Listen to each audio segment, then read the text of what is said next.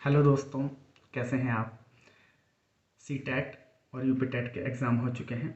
आशा है आपके पेपर्स बहुत अच्छे हुए होंगे। आपने बहुत मेहनत की, इस कोरोना काल में भी आपने एग्ज़ाम दिए हैं। आपके लिए सैल्यूट्स है। मुझे उम्मीद है आने वाला समय बेहतर होगा। 97,000 भर्ती से 17,000 हुई थी सुपर टेट की, और 17,000 भी यूपी में चुनाव की वजह से वो आगे के लिए पोस्टपोन हो गई हैं। उम्मीद है 2022 में वो होंगी। लेकिन सुपर टेट की तैयारी करने वाले कुछ दोस्त मित्र ऐसी स्थिति से गुजर रहे हैं कि वो समझ नहीं पा रहे हैं कि उन्हें करना क्या है। ये स्थिति बड़ी खतरनाक सी स्थिति होती जा रही है। कह रहे हैं कि 10 मिनट से ज़्यादा हम समय नहीं बिता पाते हैं किताबों के साथ। हमें कोई किताब अच्छी नहीं लग रही है, सिलेबस उठाते हैं, बुक्स उठाते हैं, अच्छा नहीं लगता है। तो ये बड़ी ख़राब वाली स्थिति है। इससे बाहर निकलना होगा, क्योंकि ये बिल्कुल अब अंतिम लड़ाई की तरफ हम चल पड़े हैं। यदि हम माने तो ऐसा समझ लीजिए कि अब 2022 में कोई भी सरकार आए, भर्ती होनी ही है। तो ये मान के चलिए कि भर्ती होनी है। मई जून तक शायद हमें पेपर देने का मौका मिल जाए नई सरकार के बनने के बाद। तो इस स्थिति से बाहर निकलिए। इस सवाल को आज ही ख़त्म कीजिए कि भर्ती कब आएगी, कैसे आएगी, कितनी आएगी। इससे हमें मतलब नहीं, हमें सिर्फ एक सीट चाहिए। बाकी चीज़ें छोड़ दीजिए, ये तो फैक्ट है। तो यदि इतना फैक्ट है तो फिर बाकी चीज़ों में सोचने की ज़रूरत है नहीं। उस शून्यता से बाहर निकलिए, उस निराशा के दौर से बाहर निकलिए, और ध्यान रखिए कि यदि अंतिम सफलता पानी होती है तो 3-4 बेसिक सूत्र हैं जिनको हमें फॉलो करना होता है। नंबर 1, जिसको आप फॉलो कर रहे हैं, धैर्य। 2018 से 2019, 2020, 21, 22 से आप धैर्य रखे हुए हैं। धैर्य का मतलब कुंडली मार के बैठना नहीं है।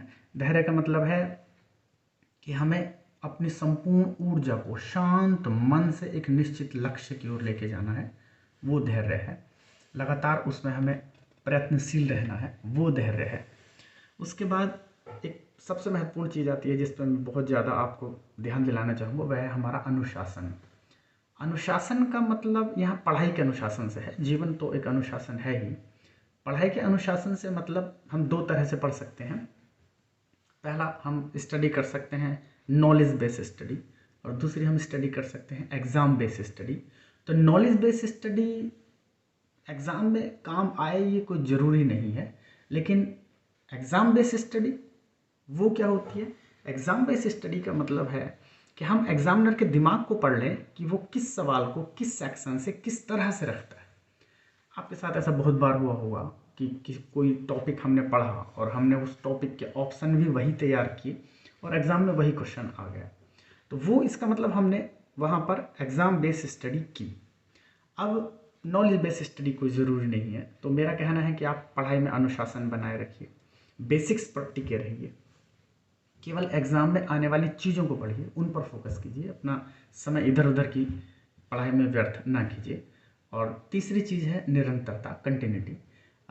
बरसाती मेंढक की तरह कुछ लोग होते हैं जो वैकेंसी को बहुत, फॉर्म भरने वालों की लंबी संख्या कर देते हैं। उनसे डरने की ज़रूरत नहीं है। आप पूरे वर्ष मेहनत करते हैं, कंटिन्यूसली मेहनत करते हैं, लगातार मेहनत करते हैं, तो उसका नतीजा हमेशा सुखद ही होता है। तो इसलिए हमेशा पढ़ाई रखिए। आप 8-8 घंटे एक महीना पढ़ते हैं और आप 8 महीने तक 1-1 घंटा पढ़ते हैं, दोनों में बहुत फ़र्क होता है। तो अपना एक निश्चित समय होता है। रक्षाबंधन है, दिवाली है, त्यौहार है, शादी है, बीमार हैं, लेकिन वो हमारा 1 घंटा निश्चित पढ़ाई का होना चाहिए। उसका जो फल होता है, उसका जो लाभ होता है, उसकी आप कल्पना करें तो फिर क्या ही बात है। तो वो एक निरंतर रखिए। और अंतिम है जुनून। यदि हमारे अंदर जुनून है लक्ष्य को लेकर, यदि हमारे अंदर जुनून है अपने सफलताओं को लेकर, यदि हमें जुनून है उस चीज़ को लेकर जो हमें पानी है, तो फिर हमें उसे पाने से कोई नहीं रोक सकता। जुनून पहली और अंतिम वो चीज़ है जो हमें किसी लक्ष्य को प्राप्त करने में सबसे ज़्यादा योगदान देती है। स्वस्थ रहिए, व्यस्त रहिए, मस्त रहिए। अगली वीडियो में आपके साथ जल्द मिलेंगे पेपर एनालिसिस के साथ। धन्यवाद।